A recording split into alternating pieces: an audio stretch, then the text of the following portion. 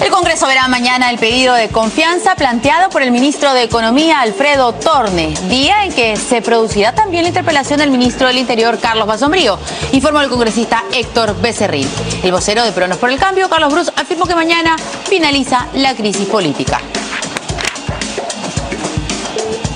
Conmigo no tendrán una Contraloría timorata, afirmó el Contralor al culminar su presentación ante la comisión que evalúa su permanencia en el cargo. Edgar Alarcón afirmó ser víctima de una avalancha de denuncias en su contra que le han complicado la existencia, pero dejan claro que se someterá a la decisión que adopte el Congreso sobre su destitución o la resolución de su presencia en la Contraloría.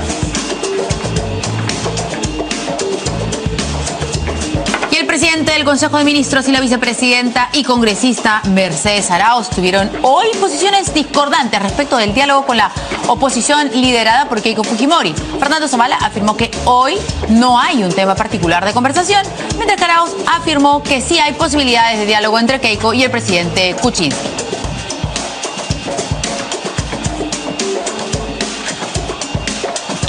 El congresista Justiniano Apaza se mostró a favor de que las senderistas Marisa Garrido Leque y Marta Aguatay puedan participar en la vida política del país. Ambas recuperarán su libertad en septiembre y octubre, respectivamente, tras cumplir su sentencia de 25 años de prisión. Por su parte, Marisa Clave descartó que Nuevo Perú, bloque en proceso de inscripción, acoja a sentenciados por terrorismo. Y ya sabe que si quiere estar bien informado, solo debe visitar nuestra página web www.canaln.p.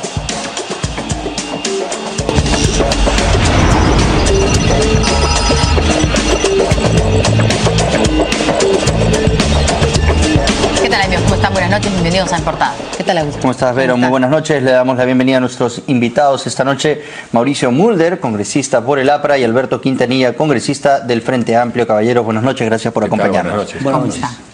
Bueno, mañana va a ser un día importante. Se están preparando para lo que se viene una jornada larga, ¿no? Primero tenemos... No tan larga. Ah, ¿no? Creo que porque usted que por lo general las interpelaciones son todo el día y mañana se está convocando 3 de la tarde para el tema de Basombrío, o sea que durará la mitad de lo que duran todas las anteriores. O sea, en la mañana van a ver lo del señor Torne. ¿No es cierto? Eso va a ser a las 9 de la mañana. Todo es en la tarde. Todo en la tarde. Sí. A las 3 de la tarde se convoca, a primera hora, pero los primeros 15, 20 minutos serán... Va a haber una intervención por bancada de 5 minutos nada más. ¿Por lo de Torne? Y se vota, sí. Y se vota la cuestión de confianza de Torne y después pasamos al tema del señor Basombrío. Vamos a eso, congresista Mulder. ¿Le quedó claro el viernes que había planteado la cuestión de confianza el ministro? No, para nada, como a ningún peruano, como ni a él mismo, porque yo creo que él le ha podido aclarar esto el sábado o el domingo, decir, por si acaso presentó una cuestión de confianza. Pero después escuchamos la presentación que él hace, efectivamente se puede deducir que habló y que constitucionalmente necesito el voto de confianza del Congreso, pero sí, de no verdad, fue contundente. Creo que algo así debe plantearse con mucha claridad, ¿no? Sí, se tiene que decir, hago cuestión de confianza, como lo dijo, por ejemplo, Zavala cuando terminó su discurso, digo, para efectos de lo cual hago cuestión de confianza. Es una fórmula, simplemente para que se entienda claramente, ¿no? Y creo que va a quedar como antecedente de que en adelante no hay manera de no decirlo. Hay Porque que él decirlo no le está pidiendo en esta carta que ha mandado, este oficio que manda la presidenta del Congreso, oye, por si acaso el viernes hice cuestión de confianza, ¿no? Nadie se dio cuenta, pero ahí está, lo he planteado, porque tiene que hacerlo en el Pleno necesariamente, ¿no? Tenía que haberlo hecho en el Pleno, ya, bueno, para evitar problemas lo vamos a interpretar de esa manera, ya muy bien, lo hizo, no lo hizo. Sí, se puede interpretar que lo que hace cuestión de confianza. Entonces vamos mañana al voto y se acabó. Ya hoy día en el Consejo Directivo empezamos a hacer esta discusión, sí. Y al final dijimos ya, pues una discusión bizantina, ¿no? Ya mejor de una vez vamos al voto y mañana vemos. Congresista Quintanilla, bienvenido. Buenas noches. ¿Cómo va a ser ese voto? Usted personalmente, me imagino que ya tiene nosotros, una el decisión. bloque Nuevo Perú, que somos parte de Frente Amplio, vamos a votar porque no se le dé la confianza política. Nosotros no estábamos de acuerdo con el trámite de la censura porque ciertamente, digamos, estaba recolectando firmas para presentar la censura por la conversación, el contenido de los audios que había ahí entre Torne y Alarcón como Contralor. Pero ya una vez que el ministro Alfredo Torne ha hecho cuestión de confianza, nos obliga y obliga al país y al Congreso a evaluar la política económica. Y nosotros creemos que la política económica tiene varias deficiencias. En primer lugar, es una política económica recesiva, no ha logrado reactivar la economía. Y no logra reactivar la economía porque persiste en que la única solución a la actual crisis o recesión económica es darle mayores posibilidades y facilidades a la inversión, sobre todo privada. Nosotros sostenemos que hay otra forma, es buscar el crecimiento del mercado interno. Y eso tiene que ver también con una política económica de descentralización, cosa que no ha hecho este gobierno. O sea, ¿ustedes hubieran votado en contra de la moción de censura? Nosotros no estábamos de acuerdo con la moción de censura, pero en este caso, en el debate sobre la cuestión de confianza, que ya evalúa la política, estamos por votar en contra. Pero hay que señalar que la otra facción, sí, eso iba a pesar de que ya se va a votar la cuestión de confianza, el congresista Arana está presentando una moción de censura. Sí, claro.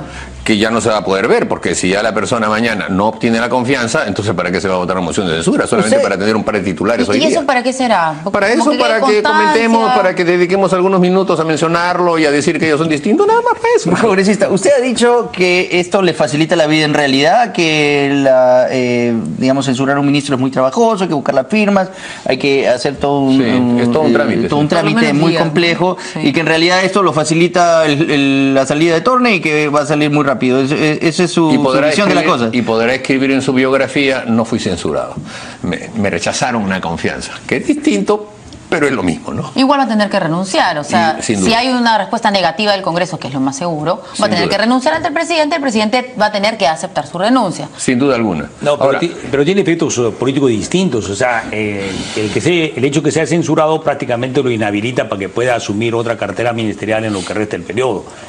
Pero si no se le da confianza, creo yo, yo creo, digamos, que ahí estaría habilitado. Para mí es igual. ¿No puede aparecer en otra cartera? Algunos especialistas han hablado de esa posibilidad. No, eso sería sacarle la vuelta, pues, como hizo Ollantumala.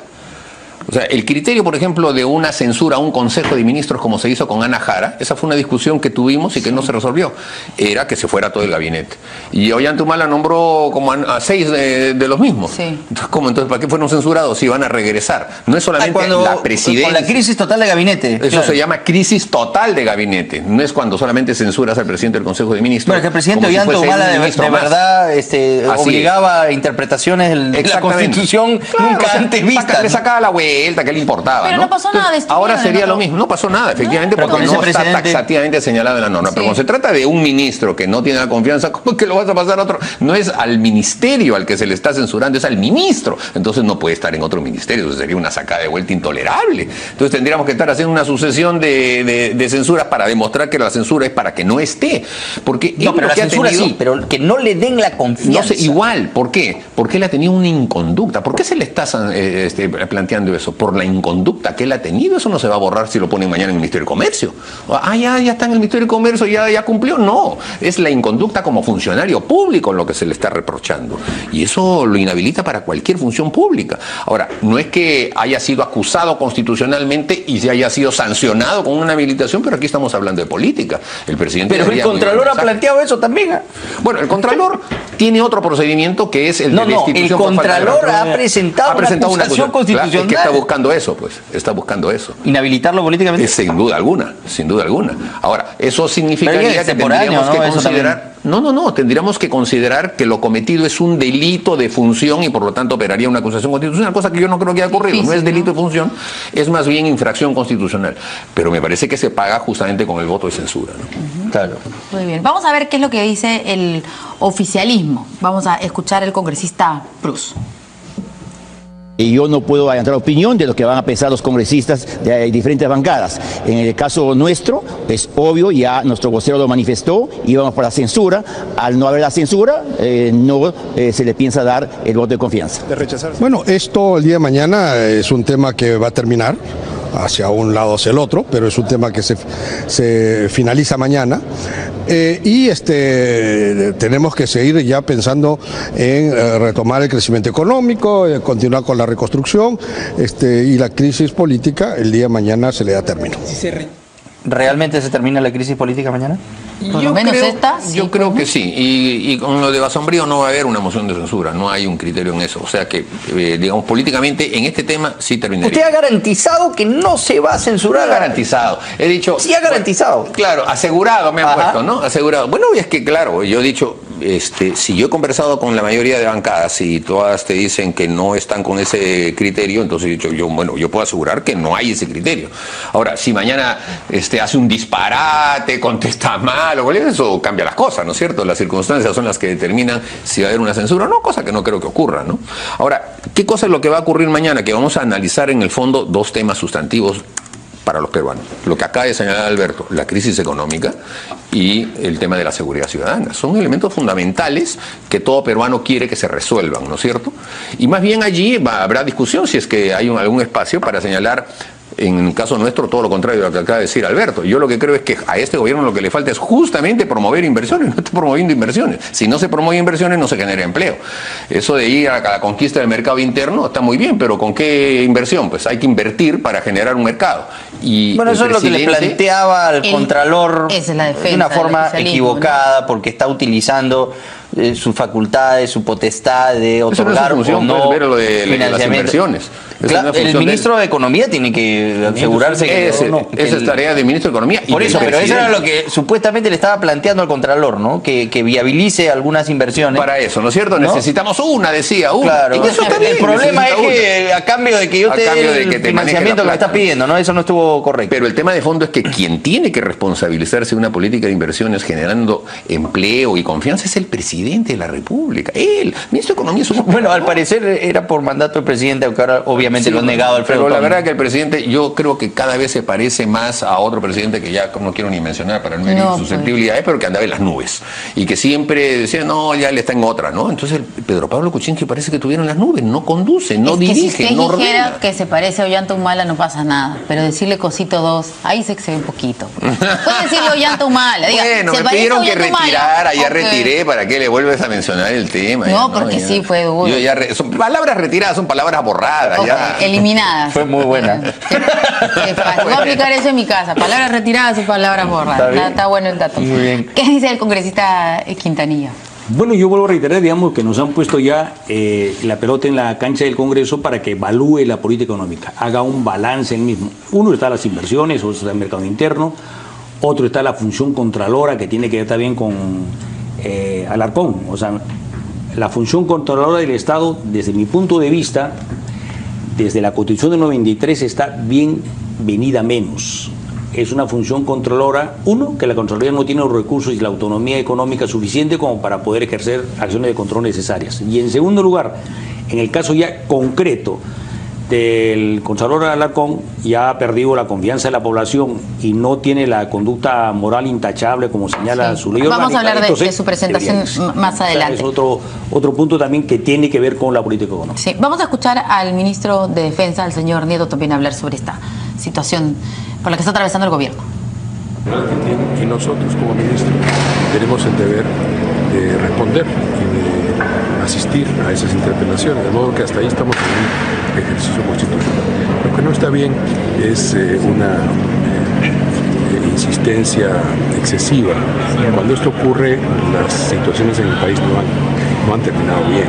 De modo que tenemos que aprender todos, Congreso, Ejecutivo y en general la opinión pública, los medios de comunicación, los distintos actores políticos y económicos, a transitar en una situación que para nuestra democracia es nueva, que es el hecho de que tengamos un Ejecutivo de un partido con un Congreso con una mayoría de otro partido. ¿Cree usted?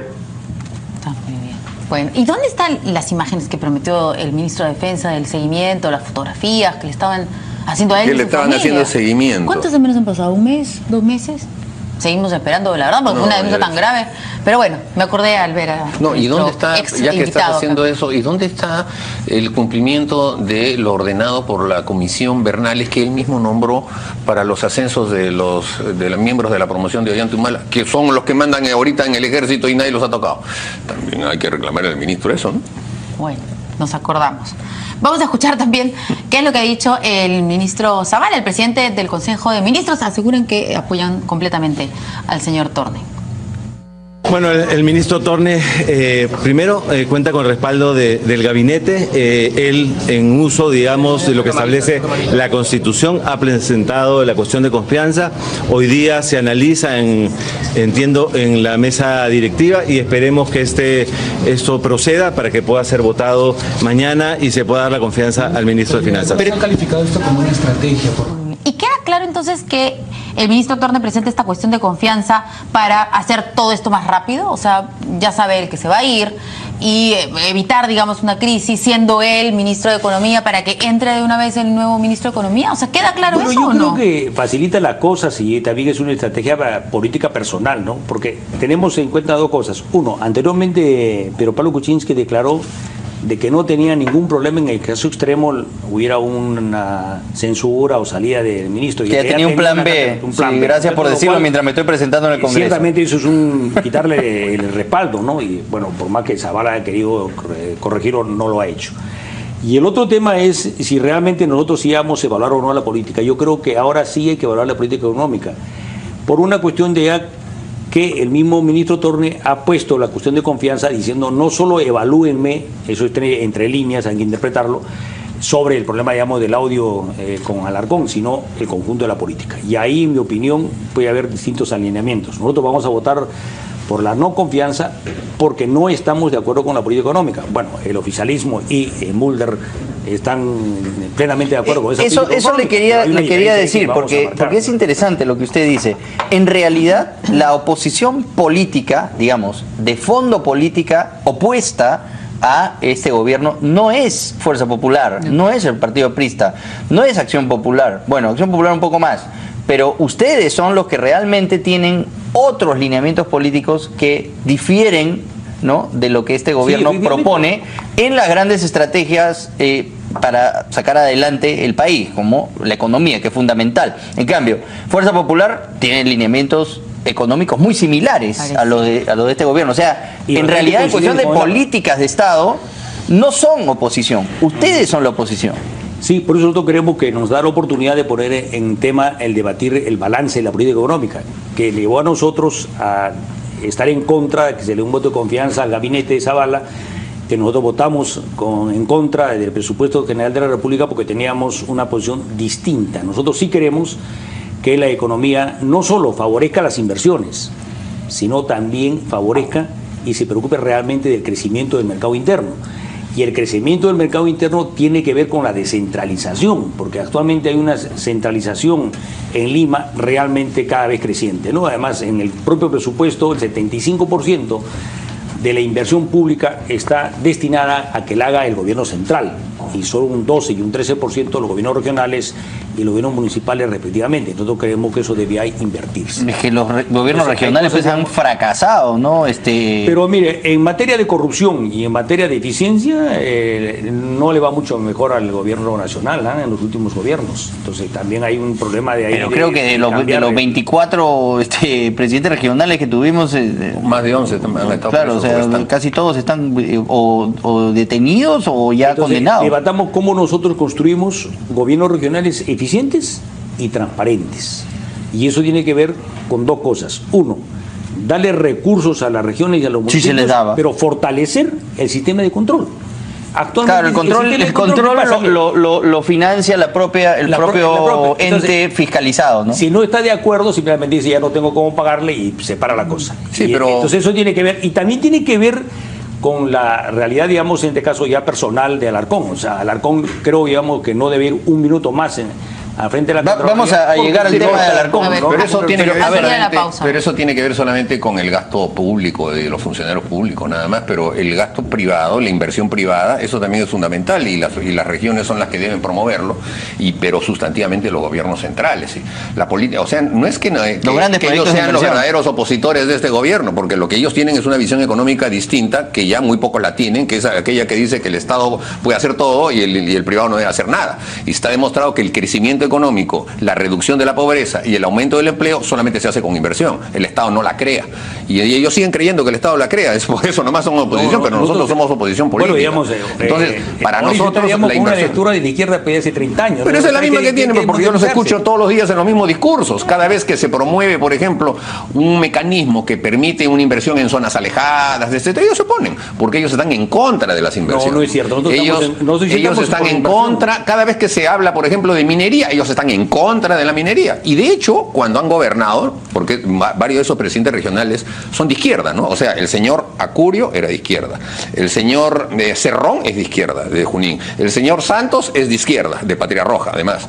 Y casi todos son de izquierda. Y son justamente en los lugares donde más se ha empobrecido el Perú, porque ellos han impedido el ingreso de inversiones, sobre todo en el campo minero, porque son enemigos, pues, de eso. Aunque la minería llegue con todos los estándares establecidos, etcétera, ellos igual te van a encontrar peros y van a estar en contra. Nosotros incluso con proyectos ya aprobados, ¿no? Y entonces, y por eso pasa, pues. Y como Kuczynski no tiene los pantalones como para poder llevar una cosa firme de generar confianza, en la economía está aplastada. Y va a seguir estando aplastada si siguen así las cosas. Mientras la izquierda medra, digamos, alrededor del tema para poder tener colchón político contra las inversiones, echando la culpa a las mineras de todo, y el presidente de la República mira al cielo, así va a estar la economía. Ahí está, 0.1%. No hay razón para que el país esté en 0.1% en este momento.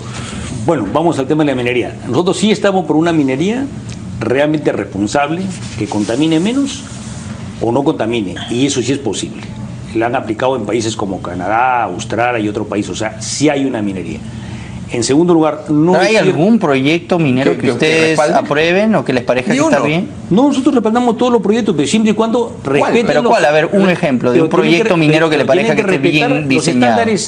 Lo que tiene que cambiar es el Estado, de no tener un Estado que actualmente ha abdicado de sus funciones reguladoras en materia minera, sino que realmente aplica una legislación minera, que la tenemos, que se puede perfeccionar, que obligue a las mineras. Por ejemplo, en la cabecera de Cuenca, no puede establecerse, pues, digamos, actividades mineras que boten los relaves y desechos mineros contaminantes al río.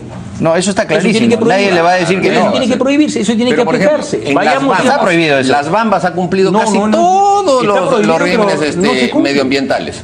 Y hasta la fecha no se puede, porque siempre hay un grupo, mira, aunque la población ya aceptó, han tenido sendas asambleas, se han firmado todo tipo de documentos, viene gente de afuera siempre, de más allá, a romper todos los acuerdos, y no avanza, y no avanza, y no avanza. Y eso lo promueve la izquierda. No nos olvidemos de las lentejas, no nos olvidemos de cómo se medra políticamente alrededor de ese tema, porque es muy fácil. El discurso de prometer el paraíso para mañana y echarle la culpa de los males que tienes ahora al que esté ahí, es muy fácil, y entonces siempre obtiene gente que lo escuche y se quieran ir hacia una confrontación. Y como no hay un gobierno que logre desvirtuar eso, ahí está la situación.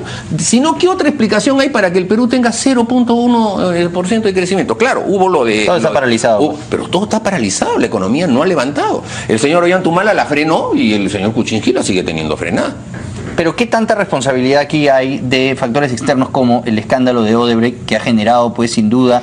También le ha caído todo encima, sí. Pero Pablo Kuczynski, y también, ¿no? Todo le cayó encima. Y la Contraloría es cierto que está siendo muy dura, ¿no? Para poder viabilizar los proyectos, y ahora con este enfrentamiento, estos roces políticos... No es vinculante tampoco lo que dice la Contraloría. Pero si se autovincula a Vizcarra y dice, dependo de tu informe, y solito se tiene que ir.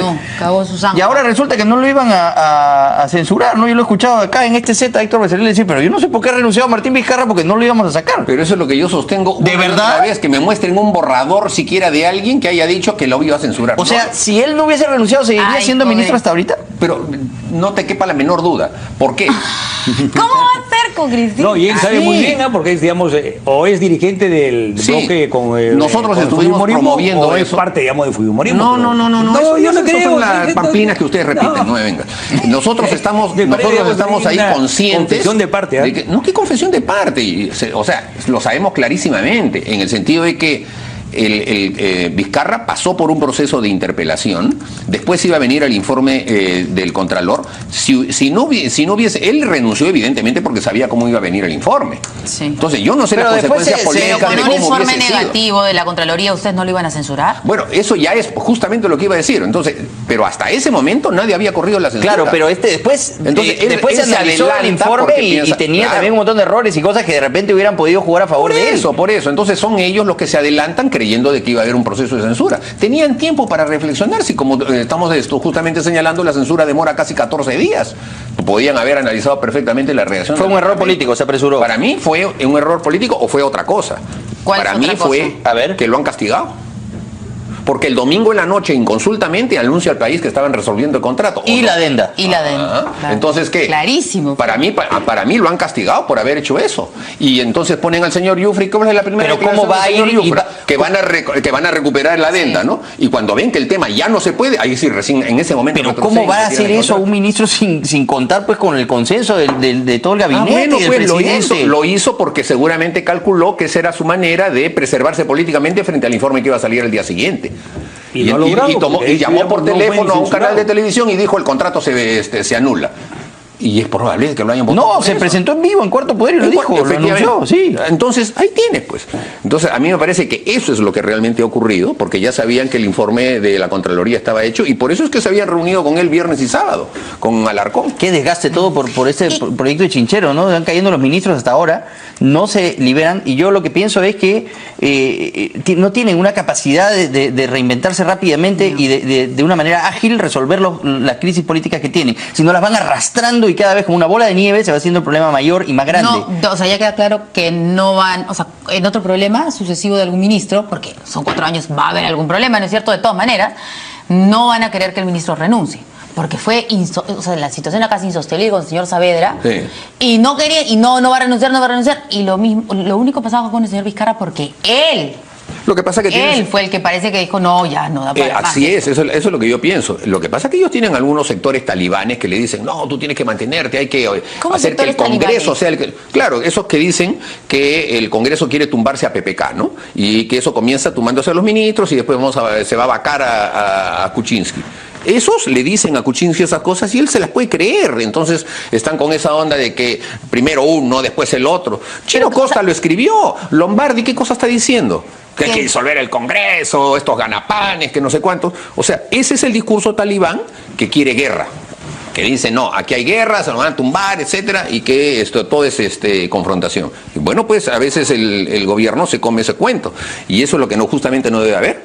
Y nosotros, por eso es que cuando él dice, sí, se juntan con el fujimorismo, no es eso, al contrario, nosotros somos los que buscamos siempre la mayor posibilidad de que haya un entendimiento. Hemos accedido a todos los diálogos con Pedro Pablo Kuczynski, y creemos que debe seguir insistiéndose en el diálogo, y creemos además que incluso debería haber gabinetes de ancha base, pero bueno, pues no les gusta, no ¿Con quieren. el APRA dentro del Si ministerio? nos propusieran a nosotros evaluaríamos. ¿Por qué no te digo que sí ahora? Porque van a decir, come, si no le proponen nada ya se está regalando. Así que prefiero no decir ningún comentario en ese tema. Ni no. Pero sí creo que el país necesitaría gabinetes de ancha base.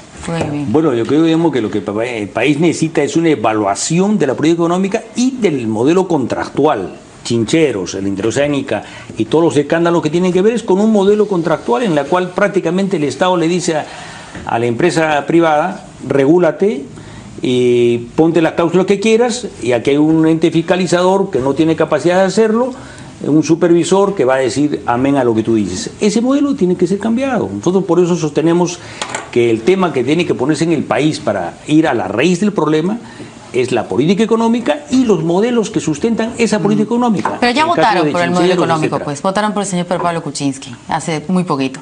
Vamos a ir a una pausa y vamos a hablar precisamente del Contralor. Se presentó en el Congreso de la República y dio detalles ahí sobre las ventas de sus carros, etcétera. Vamos a volver con eso.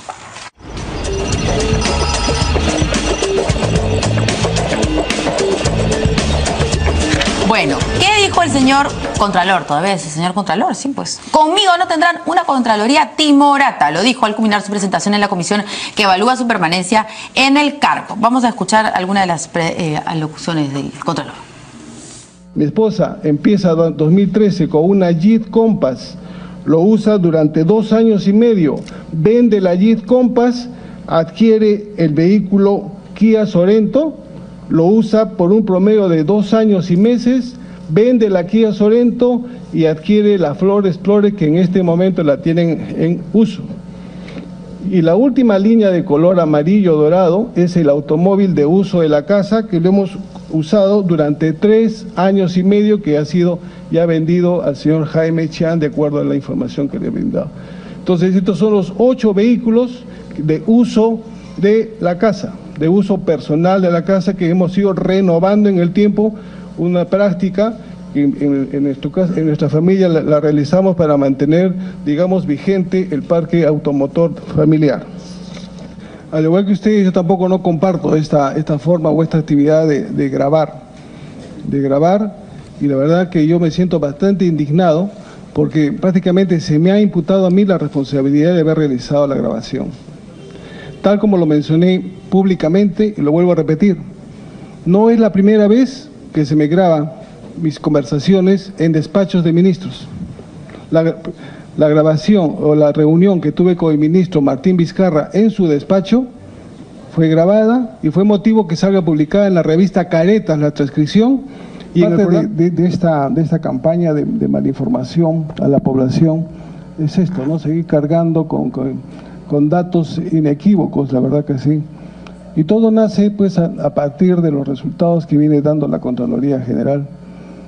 Resultados de las tasaciones de control, nuestra nueva forma de actuación ahora. Resultados como el de Chincheros que hemos observado, una adenda que ya me la adelantaron, incluso llegó una amenaza vía mail que se hizo saber al ministro del Interior y al mismo Martín Vizcarra en su momento, y hasta el momento no tengo respuesta a las investigaciones. En realidad, este es un cargamontón a la nueva forma de actuación de la Contraloría. Entonces, estamos haciendo auditorías, sí, a grandes cosas. Ya hemos dejado de ver cosas pequeñas. Si estaban acostumbrados antes A ver, estaba viendo acá un resumen que ha hecho Martín Hidalgo, y bueno, en Cuarto Poder también se han pasado 2 reportajes, ¿no es cierto? En donde él... No, se le preguntó, ¿no?, sobre el negocio, porque la prohibición es tanto a Contralor General de la República como a Vicecontralor. No puede tener ningún negocio lucrativo. Y lo que le dijo en ese momento a Daniel Llovera fue que no ganaba mucho, pero la norma no dice que ganar mucho o poquito. No se puede hacer ningún negocio lucrativo. Entonces él en esta compra-venta de automóviles de lujo, pues al parecer sí ha ganado él, y además sus hijos han comprado un montón de vehículos, ¿no? Que no es tan mal, ¿no? Pero no siendo hay una limitación, pues no siendo contralor ni vicecontralor, ese es el problema. Esa no es la única denuncia, son 6 denuncias que ha presentado este auditor, que ayer estuvo también en la comisión, en esta misma comisión que está evaluando pues la permanencia del Contralor Edgar Alarcón, ¿no? Entre ellas también la liquidación de una pareja con la que tuvo 2 hijos, una liquidación que no corresponde, ¿no?, al sueldo que ella ganaba. Aunque la explicación que ellos han dado es que era por unos viáticos, que no se explica también, ¿no? Nosotros hemos consultado con especialistas en recursos humanos y esto es por demás irregular, ¿no? Bueno, en fin, no sé qué dicen nuestros invitados al respecto. Bueno, yo creo que el Congreso, en el fondo, sin decirlo, está corrigiendo un craso error cometido por la Comisión Permanente del gobierno anterior, del Parlamento anterior, cuando sin discusión alguna simplemente votaron a favor de la propuesta del señor Ollantumala, que era el señor Edgar Alarcón.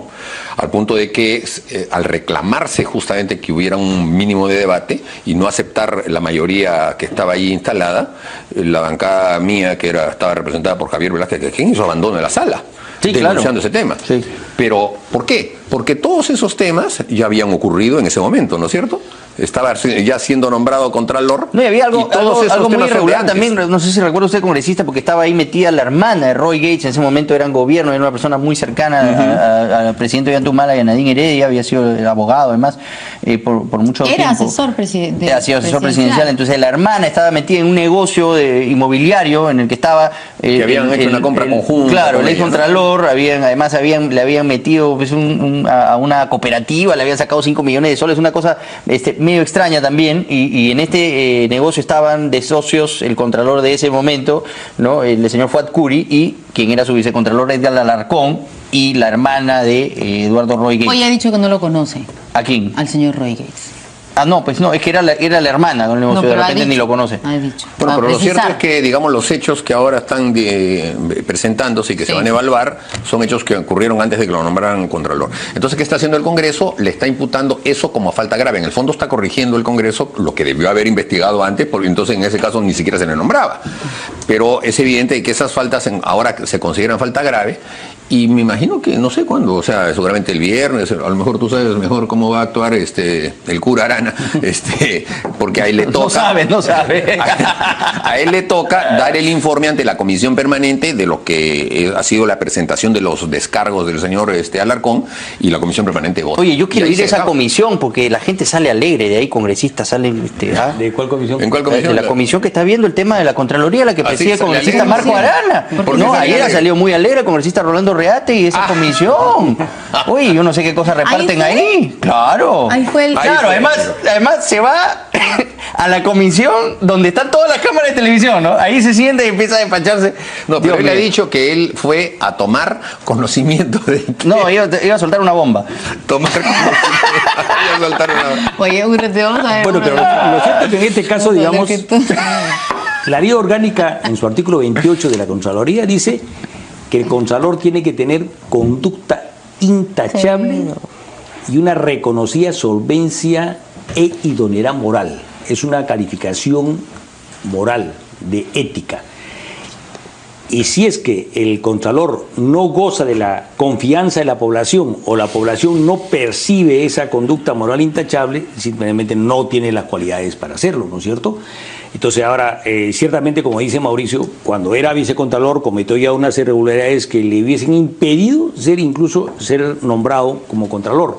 Bueno, ya está cometido el error. Es momento de subsanarlo. Y yo creo, digamos, que eso tiene que ser ya.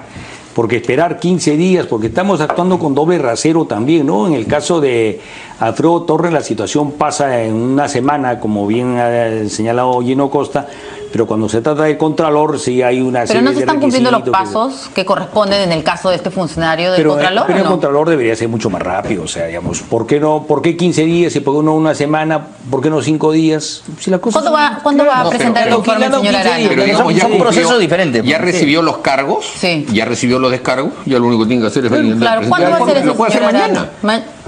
Yo no creo necesita que debería hacerlo mañana, debe decirlo ya. O sea, no esperar, digamos, los 15 días, ¿no? El siguiente pleno. O sea, lo que pasa es que parece que quería hacer una comisión investigadora y citar después a los familiares, hacer todo ya. A mí me parece que es demasiado. O sea, de una vez, ahí están los cargos, están los descargos, evaluación y mañana se puede presentar ese tema. Claro, bueno, pero es escucharlo a él, ¿no? El todavía medio compañero, camarada, el cura. Bueno, estamos con nosotros ahí en el Frente Amplio, pero ciertamente, digamos, ya somos dos bancadas, tenemos criterios y opciones distintas. ¿Cómo va a ser para variar? Vendrás conmigo que es para variar. Para variar, sí, claro, por supuesto. Bueno, pero ahora, digamos, ya parece, digamos, que la nueva alianza, digamos, va a ir hasta por esos lados, ¿no? Se va a molestar después de acá. No, al contrario, vamos a tener alianza con el grupo de ellos, porque de alguien van a tener que colgarse para cobijarse. Mira, le está invitando a la bancada aprista, ¿le gustaría entrar a la bancada aprista? Podemos brindar ahí. El partido aprista en teoría de centro izquierda, ¿no? Sí, claro que sí. Nosotros somos la izquierda democrática, no te olvides. No, muy bien. Bueno, ahí se Eran formaría hace una futura mucho alianza. tiempo, ahora son, digamos, los líderes, digamos, del fujimorismo. No, bebé. ¿Cómo que no? Ya estás cerrando todas las puertas. Tú lo que debes hacer más bien es tratar de evitar tus divisiones internas en lugar de estar metiéndote en casa ajena. A nosotros no nos venga con ese cuento. Además, a ti te consta que cuando Fujimori era dictador, nosotros luchábamos juntos contra el dictador. Ahora que está abajo, sí, ustedes son muy antifujimoristas y son campeones del antifujimorismo, pero qué bien que nos robaron pero la alianza porque que Fujimori tuvo en su gobierno pura gente izquierda, ¿o no? No se subieron al carro del gobierno de Fujimori. En 90-92, por favor, la alianza que dirigía el Congreso de la República era una alianza entre Cambio 90 y el aprismo. Falso. Y nosotros ¿y cómo usted logramos presidente del Senado si él era del PPC? Nosotros logramos una alianza. ¿Y cómo Ramírez de Villar fue presidente de la Cámara de Diputados? Porque nosotros precisamente con Ramírez de Villar y con los votos del APRA también salieron. Ustedes salieron con Fujimori en ese entonces. Al comienzo sí, con Cambio 90, que es el partido que le ganó a Vargas Llosa. Sí. Y nosotros le ganamos también a la alianza y ustedes también votaron por Fujimori. ¿La izquierda votó por Fujimori en la segunda vuelta o no? ¿O votaron por Vargas Llosa? Pero estamos hablando del Congreso y finalmente estamos hablando de por qué votaron también. De la política, al final es lo mismo. Al final era exactamente lo mismo. Estuvimos juntos votando a favor de Fujimori contra Vargas Llosa. Lo cierto es que ahora son los que le dan línea al fujimorismo. No le damos línea. Ellos tienen su propio peso, no necesitan de nosotros, por Dios, hombre. Tienen su peso numérico, pero la línea la dan ustedes. ¿Por qué la damos nosotros? A ver. ¿Por qué la damos todos los lineamientos de elecciones demasiado inteligentes? Puede ser, o sea, ya, gracias. Compárese con ellos, no con el resto, ¿no? Vamos a regresar, aterricemos, vamos a jalarlos nuevamente. Está sabroso el intercambio. Contralor, vamos con el Contralor a ver qué fue lo que el odio de la izquierda al APRA siempre es porque el APRA ha sido más que la izquierda, pues la izquierda nunca gobernó. No tenemos yo tengo mucho respeto por el APRA, y siempre nos han dicho lo mismo, que Odría, que Prado, que etcétera, etcétera. Toda la vida nos han dicho lo mismo y siempre han estado en el suelo y nosotros siempre hemos estado arriba. A ver. Bueno, muy bien. Bueno, vamos a hacer terminando. una breve pausa y volvemos con este tema. El presidente del Consejo de Ministros y la vicepresidenta y congresista Mercedes Arauz tuvieron hoy posiciones discordantes respecto del diálogo con la oposición liderada por Keiko Fujimori. Fernando Zavala afirmó que hoy no hay un tema particular de conversación, mientras que Mercedes Arauz dijo que sí hay posibilidad de diálogo entre Keiko y el presidente Pedro Pablo Kuczynski. Volvemos.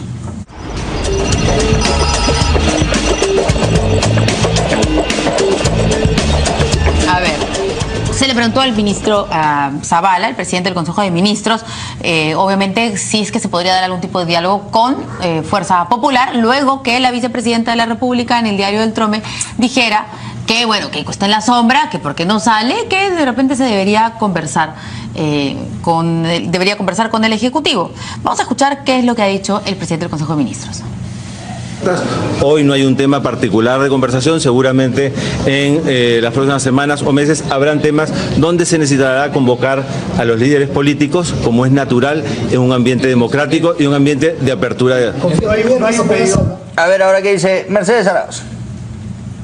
Mire, ya lo he dicho, sí, creo que hay una posibilidad de diálogo, pero como digo, siempre ha estado abierto el presidente a todas esas fórmulas de diálogo, siempre. O sea, eso no ha cambiado y siempre está en conexión. Nosotros también desde nuestras bancadas conversando con todas las otras bancadas, o sea, así que creemos que ese diálogo está ahí, esa disposición del presidente a conversar con todas las fuerzas políticas está ahí. Sin embargo, Rosa... Descoordinación del legislativo y el ejecutivo de este gobierno me parece raro. Me parece raro. También. ¿Te parece raro?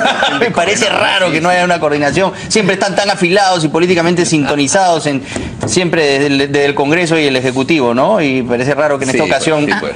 Esto para variar un poquito y darle un cierto matiz. Lo cierto es que diálogo debería haber siempre, ¿no es cierto? Y no debería haber confrontación ni guerra. Pero en política también hay escenarios en los que hay diferencia y puntos de vista contrapuestos. Lo importante está en que eso no sea lo que prevalezca. Y yo creo que el Congreso ha sido un Congreso relativamente generoso con el presidente. O sea, se les ha dado lo que yo siempre estuve en contra y al final, bueno, se generó tanto consenso que el voto era el voto. Pero yo siempre estuve en contra de darle facultades, por ejemplo, ¿no? Yo creo que lo que debían haber pedido ellos, sus proyectos de ley, el Parlamento ver si se los aprobaba, ¿no? Pero el Parlamento les dio facultades. Y las modificaciones que están haciendo de los decretos de urgencia y los decretos legislativos son mínimas. Alguna que pueda haber generado alguna fricción, pero es lo democrático y es lo natural. El hecho de que incluso recibiera una confianza la ley de presupuesto que mandó el Ministerio de Economía y el Congreso se la aprobara es una muestra de confianza bastante grande, porque por lo natural hubiese sido de que el Congreso hiciera su propia ley de presupuesto, ¿no? Eso sucede en otros países más avanzados democráticamente. En este caso se aceptó eso. Entonces tienen todas las herramientas. Y creo que estas cosas de un ministro... Sí, pero ya no tiene ministro ya. No, pero los ministros ¿Quién va a aplicar? Los ministros son fusibles, tiene que entrar otro. Y lo que debe ocurrir es que no se personalicen las cosas. Estas cosas pasan, lo de los ministerios y las censuras, pero debe quedar las políticas de fondo manteniéndose un diálogo fluido. ¿Eso de quién es responsabilidad? Del presidente. Nuevamente voy a ser presidente. El presidente del Consejo de Ministros puede hacerlo. Él levanta el teléfono, le gusta llamar. Pero el presidente de la República, ¿por qué no lo hace? La gente necesita ver que el presidente esté internalizado en este tipo de esquemas. Y desafortunadamente no se le ve. A ver. Yo sí creo que deben conversar por un hecho democrático, pero aparte de eso, porque tienen que delimitar los campos. El que ha sido elegido para gobernar es el peruano por el cambio, de Pedro Pablo Kuczynski. Y quien ha sido elegido para tener mayoría en el Congreso, que es un órgano, un poder que legisla y fiscaliza, es el fujimorismo. O sea, no hay que confundir. O sea, esa declaración que en un momento dio Keiko, que vamos a gobernar a través de nuestra mayoría, eso tiene que parar. O sea, no debe haber ninguna pretensión por parte del fujimorismo de tratar tomar medidas de gobierno a través así yo disfrutaba sus mensajes a la nación en paralelo que hacía los 28 de julio. Uno hizo. Pero tiene que cambiar. Ha hecho uno, de repente hace otro. Me gustaba, ¿no? Escuchaba al presidente Kuczynski, bueno, no me gusta tanto, vamos a ver qué dice nuestra otra presidenta. En YouTube, pues. Claro. Ese es el mundo paralelo, el internet. Bueno, a ver, la presidenta del Congreso, que ahora está tuiteando bastante poco, ¿no es cierto? Se cuida de cuida sus palabras, lanzó un tuit un tanto molesta y perturbada sobre los insultos que hay en el Parlamento. Y dijo, se acabaron los argumentos, ¿son los insultos la forma de algunos para defender sus posiciones? ¿A quiénes le sirven? Esto en referencia a la declaración que además reiteró anoche acá en el programa. ¿Será por eso? Porque no lo menciona, ¿no? ¿Ha habido otro altercado, algún otro problema, algún otro insulto? ¿O es directamente? Será, imaginamos que se refiere al congresista Lombardi, ¿no? Del oficialismo. Claro, además, Vero ayer le preguntó acá, oye, pero usted es excedido, congresista Lombardi, no quiere No, que lo van a peor, ¿no? Dijo, vamos a ver si van a dejar su quincena, ¿no? Entonces, bueno, estaba de verdad convencido con, sí, yo creo que con lo que dijo. Yo creo que es eso, pero el resto de los miembros de la bancada con los que yo he podido hablar, no comulgan con esa posición. Ahora, Lombardi es natural que tenga esa posición, él aplaudió el 5 de abril, pues, y fue uno de los entrevistadores favoritos que tuvo Fujimori a lo largo de todos sus años, ¿no es cierto? Ahí en Panorama. Incluso mencionado en el Vladivideo, en donde Palermo le sugiere a Montesinos, ¿no? Le dice, vamos a hacer un programa de televisión, y Montesinos le dice, pero tienes que poner a Lombardi, ¿eh? El presidente lo quiere. Así que pues ya sabemos, o sea, le gustan los golpes de Estado. Podría cantar ese balsecito que dice cómo me gustan los militares. Pero ya ha discutido sobre eso, ya. Bueno, pero ¿por qué pide golpe? Pues, ¿por qué pide disolver el Congreso? ¿Qué cosa es esto? Claro, lo que quería era que se haga cuestión de confianza y que se genere la crisis total del gabinete, ¿no? Eso de una vez, que no sé qué. Ya no es la primera vez, es la segunda vez que lo está mencionando. Y es la segunda vez que yo le estoy respondiendo de la misma manera. Sí.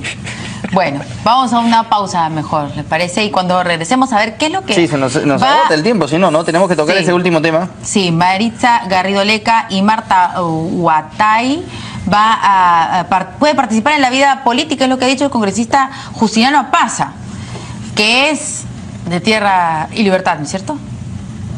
Bueno, a ver. Sí, de Tierra y Libertad. Vamos entonces de una vez para Ok, bueno, vamos a ver de eso. El congresista Justiniano Apaza se ha mostrado a favor de que las senderistas Maritza Garrido Leca y Marta Huatay participen en la vida política del país. ¿Deben los terroristas participar en la vida política del país? Me queda claro con el caso de Justiniano Apaza que ya lo están haciendo. Porque esto hace rato pues que configura dentro de lo que yo considero es apología al terrorismo, pero bueno, ya Justiniano Apaza pues tiene el manto de protección congresal y no se puede hacer nada en su caso. En fin, vamos a ver qué dijo. Si han cumplido su condena, deberían tener las puertas abiertas de la prisión. Ojalá se reincorporen a la sociedad. Y si quieren participar políticamente, que lo hagan de acuerdo a las leyes del país. Congresista Quintanilla. Bueno, yo creo, digamos, quien tiene que aplicar las restricciones, las interdicciones y las limitaciones al ejercicio ciudadano es el Poder Judicial. Hay una normatividad que prohíbe a que las agrupaciones políticas que hagan apología del terrorismo o busquen métodos antidemocráticos para participar en ella, están prohibidos de participar. En el caso ya particular de las personas, el Poder Judicial, además de la condena de pena privativa de la libertad por 20, 25 años o lo que los haya impuesto, tiene que también poner las interdicciones, o sea, las limitaciones al ejercicio. Eso tiene que estar absolutamente claro. Para mí, no deben participar. Pero quien tiene que puntualizarlo y señalarlo es el Poder Judicial. Ellos tienen en sus manos la capacidad. ¿Usted considera que decir que un condenado por terrorismo es un preso político configura dentro del delito de apología del terrorismo? Yo creo que decirlo así no configura necesariamente el delito de terrorismo. Configura de apología. Configura el delito cuando uno hace, digamos, de eso una exaltación, se refiere a los méritos. O sea, ¿le parece bien lo que etcétera? dijo Justiniano Apaza respecto de que los emergentistas eran presos políticos, que los comandos debieron entrar en igualdad de condiciones? Es un error tremendo político, pero esa declaración de Justiniano, que es apología, creo que no es apología, es un tremendo error político y es equivocarse totalmente, ¿no? A ver. Bueno, pues, la izquierda siempre ha tenido al final ese tipo de posiciones, que son de compañeros de ruta involuntarios y de jugar un papel como el que jugó Kerensky cuando cayó el zar y los bolcheviques lo utilizaron como quisieron, como una marioneta, y después lo desecharon y ya se habían fortalecido.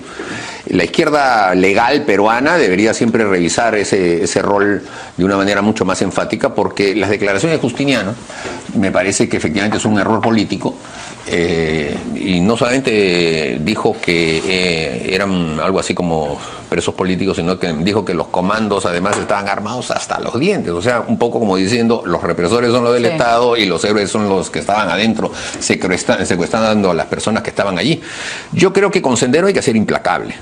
Absolutamente implacable, no pueden participar. Y no solamente lo debe decir una sentencia, como dice Alberto. ¿Pero qué protecciones constitucionales tenemos los peruanos? La ley de partidos políticos prohíbe que cualquier organización, y tiene que interpretarse que cualquier persona que haya pertenecido a esa organización, no puedan participar en ningún proceso electoral. ¿Por qué? Porque es evidente que ellos no creen en el proceso electoral.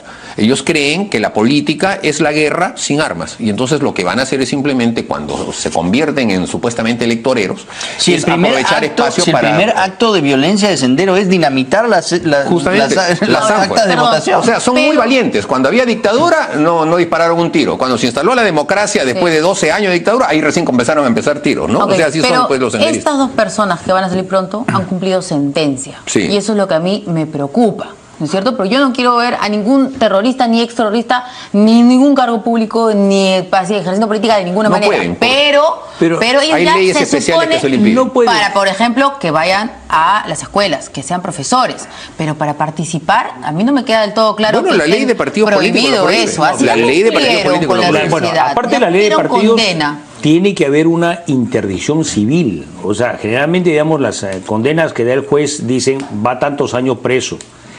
Tiene que pagar una reparación civil al Estado y a los afectados. Y aparte de eso pone las interdicciones civiles. Yo no he leído la sentencia, no tengo claro, pero estoy seguro que el Poder Judicial se han puesto candados le ha debido poner. Le ha debido poner y le debe haber puesto. O sea, no puede permitir... Pero esto es algo que yo creo que no nos habíamos imaginado que iba a llegar. Yo creo que nos está tomando por sorpresa. 25 años en el momento que se le condenó muy bien, sí, pero ya lo cumplió, pues.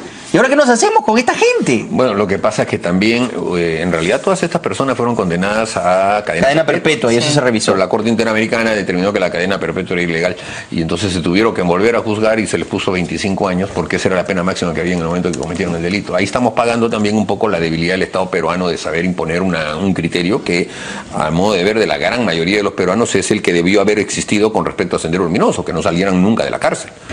Pero desafortunadamente el tiempo pasa, efectivamente. Bueno, esta bailarina, pues ya por último que salga, ¿no? Pero Osman Morote va a salir ahorita, o sea, por favor, Osman Morote, ¿cómo si alguien merece cadena perpetua es ese señor? Bueno, pero así son las circunstancias. No te olvides que Guido Lombardi también tuvo una declaración diciendo que Marisa Garrido Leca era de tercera fila, que no había problema, ¿no es cierto? Yo no sé qué declaración también es esa. ¿Cómo de tercera fila si la capturaron en la misma casa donde estaba Ismael Guzmán? Más círculo interno que ese no había, ¿no es cierto? Entonces, por eso, esas son las cosas que pasan. Entonces empiezan ya las voces indulgentes, uno por acá, otro por allá, para tratar de distinguirse, y al final terminan armando todo un tinglado en que les van a permitir otra vez tener presencia política, y eso hay que evitarlo. Por eso yo creo que no es claro, o sea, que las leyes no son absolutamente claras. ¿Cómo los asimilamos dentro de la sociedad? Ya ni siquiera la vida política. Bueno, es que la experiencia... Yo no quiero ir de compra y encontrarme con Marisa Garrido Leca, o sea... Bueno, pues Lori Benson también estuvo mucho tiempo caminando. Pero ella es norteamericana, pues finalmente se fue, y ya todo el mundo mejor que se largue. Pero ella la pasaba mal, todo el mundo le gritaba por la calle, le insultaban, o sea... Las experiencias anteriores en América Latina, el caso Colombia, El Salvador, fueron procesos de paz en los que la propia guerrilla se hacía autocríticas. Y entonces ellos mismos, autocriticándose, juraban que no iban a ir nuevamente a un camino de la lucha de las armas, juraban de las mismas, se entregaban las armas. Era todo un proceso. Sendero no se ha arrepentido. No, sí, uno va a la página web de Movadef, de estas nuevas, incluso hay otra versión más, el FUDEP, que uno busca bien y los lineamientos, por lo menos del Movadef es el pensamiento Gonzalo, que es una proclama terrorista. Sí. Y el diario también sigue circulando en página web y en Suecia y en varios países tienen grupos muy activos, ¿no? Que hacen recolección de fondos y se los envían. Claro. ¿Qué hacemos entonces? Bueno, la ley no lo permite que participen en política porque está prohibido este tipo de organizaciones, y en segundo lugar a los jueces les corresponde poner las interdicciones a las personas en concreto, ¿no? O sea, porque uno no va a sacar una ley para que no participe Marisa Garrido Leca o Marta Guatay, sino va a sacar una ley marco. Y la aplicación y las interdicciones le corresponde al Poder Judicial. Y eso, en mi opinión, tiene que darlo los jueces. Si va a salir en libertad, decirle, estas son las condiciones para que tú salgas en libertad. Y si las transgredes, tendría que volver adentro, ¿no? Pero que esto va a suceder ya en septiembre, ¿no es cierto? Hay que precisar, esto es ya nada, después de fiestas patrias. Vamos a recordar que Maritza Garrido Leca fue detenida el 12 de septiembre de 1992 en el mismo operativo donde fue capturado, como estaba acá recordando el congresista Mulder, Abimael Guzmán, Eleni Paraguirre y otros miembros de la cúpula. Ella va a ser liberada luego de haber cumplido 25 años de la conocida captura del siglo a cargo del GEIN. Y la señora Marta Huatay va a salir de prisión el 16 de octubre. Era una fiera, ¿no? Mira las imágenes, ¿se acuerdan? Cuando la presentaron era muy aguerrida. Y sigue siéndolo. Ella fue... y cuando la graban después, cuando van cuando era la toma de la residencia y van los periodistas a grabar a los terroristas presos ahí, a los terroristas y a los senderistas que estaban ahí, cuando la develan porque estaban tapados con unas mantas, cuando la graban ahí, le escupe al camarógrafo, es una cosa feroz. O sea, esta mujer sale libre hoy. Y va a estar caminando por las calles y vas a ir ahí de compras y te la vas a encontrar en la fila del mercado. O sea, a ver, bueno, y... no sé cómo va a ser eso. No estamos preparados como sociedad para asimilar ese proceso. Como usted dice, congresista Mulder, ni el marco. En otros países donde se ha asimilado este proceso de pacificación, aquí no hay una pacificación, hay una derrota de los terroristas, pero sí hay una reintegración en la sociedad que no hemos manejado internamente para ver qué vamos a hacer con esta gente. Quiero recordar también, si me permiten, quién fue Marta Huatay. Ella va a salir libre el 16 de octubre. Ella fue condenada también a 25 años de prisión por ser miembro del Comité Central de Socorro Popular y de la agrupación de abogados democráticos relacionada a Sendero Luminoso. Asimismo, se le acusa de haber integrado el Comité Central de Sendero Luminoso, por lo que, bueno, va a tener que pagar una reparación civil de 3.700 millones de soles en favor del Estado junto con el resto de integrantes de la cúpula. Bien, estos son datos interesantes porque de repente tenemos público que ha nacido en el 92 o en el 95 o no sé, en el 2000, ¿no es cierto? Y no saben muy bien quiénes son esas dos personas que van a salir y por qué todos estamos preocupados que no hay la suficiente restricción para que, creo yo, no existe la suficiente restricción. Y más bien ellos sí son muy bien organizados. La política. Ellos son muy bien organizados, estos grupos, Movadep, UDEP. Y saben la ley, pero con punto y coma saben cómo sacarle la vuelta al sistema, ¿no? Ahora, hay preguntas en el pliego a Basombrío que tienen que ver sobre este tema, ¿no? Y cuáles son las acciones que toma el Ministerio del Interior para hacer seguimiento de las personas que están en eso. Vamos a ver qué cosa contesta. Porque él en algún momento hizo referencia de que sí tenían grupos que se dedicaban específicamente a esto. Sí. Y la DIRCOTE sigue existiendo la DIRCOTE, ¿no? Sí. Ahora, yo recuerdo que durante los procesados, durante la época en que se procesó a gente relacionada a Vladimiro Montesinos, ¿cómo se llamaba Jacqueline Beltrán? Su secretaria, Jacqueline Beltrán, a ella... ¿Secretaria no era en un principio? ¿Ah, no? Si tú lo secretaria dices. Y también era su pareja, ¿no? Pero era su secretaria, ¿no? Habían gigantografías de ella. También. Poses sugestivas adentro de su búnker. Bueno, su pareja también, pues. Bueno, se pone nervioso tú con las secretarias, no sé. Bueno, lo cierto es que ella salió en libertad y luego no pagó una reparación civil y la metieron otra vez a la cárcel. Pero eso se puede, podría pasar esto otra vez porque el monto que acabamos de... Bueno, la fuente es el diario de la República. Lo que tiene que pagar en el caso de Marta Huatay son como 300 millones, 3.700 millones. Es un monto gigante, la fuente es del pero diario ella no de la sola, República. Sino, pero creo me imagino que toda la cúpula. Eso solo pasa cuando es una liberación condicional, o sea, sin terminar de cumplir, habiendo cumplido los 2/3, uno de los requisitos es el pago de la reparación, no se paga, entonces regresa a terminar tu condena. Pero cuando se termina, creo que ya, aunque no pague, sale. Entonces esa plata queda en el aire. Esa reparación civil... Es muy probable, es muy probable. Muy bien. Muy bien, bueno, ha sido un placer tenerlos esta noche. Muchas gracias a ambos por haber estado aquí. Tenemos que darle pase a Mavi La Huerta, primero a las 8. Mañana vuelve Mario Ghibellini. Así es, gracias por haber estado con nosotros. Regresa el señor Ghibellini mañana. Hasta mañana.